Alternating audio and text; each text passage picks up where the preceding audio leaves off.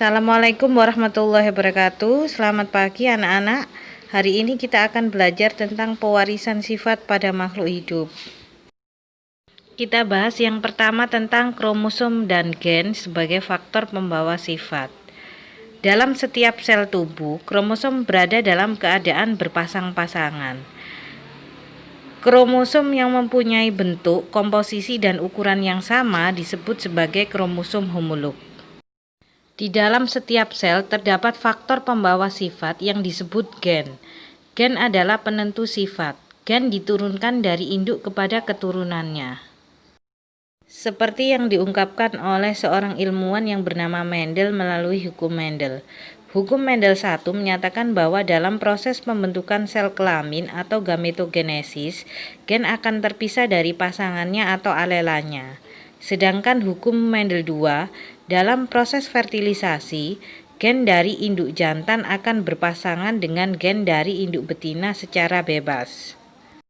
Seperti yang disebutkan di awal bahwa gen adalah penentu sifat keturunan. Di sini, gen tersimpan di dalam lokus gen pada kromosom. Karena di dalam sel tubuh kromosom berpasangan, maka gen juga berpasangan. Satu pasang gen menentukan satu sifat. Oleh karena itu terdapat dua macam gen, yaitu gen dominan dan gen resesif. Gen dominan adalah gen yang sifatnya tampak dari luar, biasanya disimbolkan dengan huruf besar.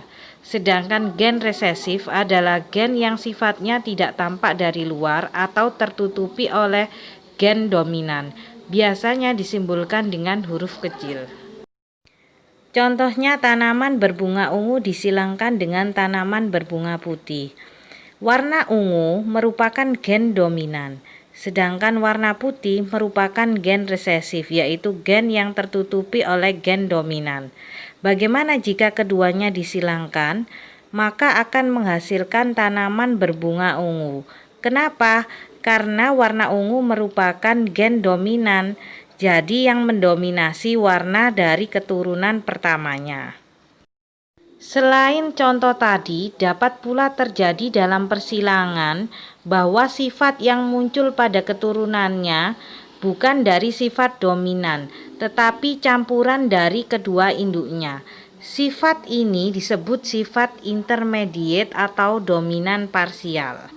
Contohnya bunga warna merah disilangkan dengan warna putih, menghasilkan keturunan yaitu bunga berwarna merah muda, yaitu hasil dari campuran warna merah dan warna putih. Sifat inilah yang disebut sifat intermediate atau campuran. Berikut beberapa istilah dalam persilangan. Huruf P merupakan parental atau induk. Huruf F adalah filial atau anak.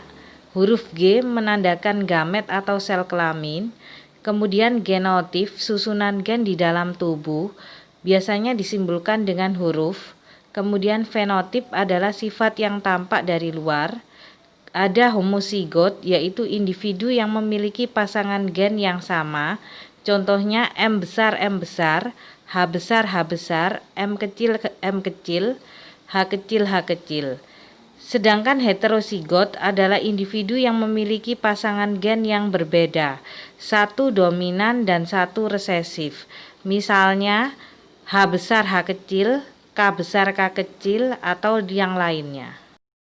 Supaya lebih mudah dalam mempelajari persilangan, ada beberapa hal yang harus kalian perhatikan. Gen yang bersifat dominan dinyatakan dengan huruf kapital. Contoh misalnya gen untuk menentukan sifat batang tinggi. Tinggi dilambangkan dengan huruf T besar. Sedangkan gen yang bersifat resesif dinyatakan dengan huruf kecil. Contohnya gen yang menentukan sifat batang pendek. Pendek bisa dituliskan dalam huruf T kecil.